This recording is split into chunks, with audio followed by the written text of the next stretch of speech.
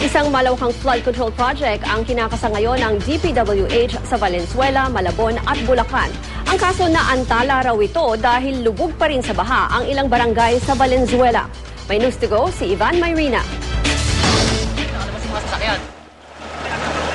Nanalasa ang habagat. Dumating at umalis ang bagyong Helen. At ang bagyong Igme, dumating, umalis at bumalik na sa bansa. Pero sa lahat ng ito, hindi raw natuyuan ng kalsada ang ilang barangay sa Valenzuela. Kahit pa sa mga araw na nakaranas sa magandang panahon ang Metro Manila. Dito sa barangay Bisig, malaki na raw ang ibinaba ng tubig sa lagay na ito. Ang problema kasi namin yung diki sa Ubando. Yung tubig ko pumapasok sa amin pag nag-high tide. Bali, ang magiging solusyon maganda yung magkaroon ng matuloy yung project na bomb ng DPWH. Isang barangay Bisig sa 5 barangay sa Valenzuela na may mga bahaging lubog pa rin sa baha. Sila ang mga lugar na malapit sa Ubando, Bulacan.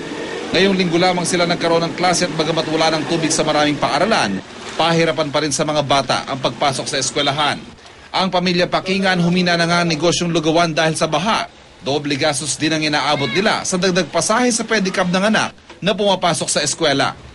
10 piso kada minsan 20 po yung balikan. Minsan pag medyo tumataas yung tubig, lalong lumalaki ang pamasahe. Mahirap pong pumasok.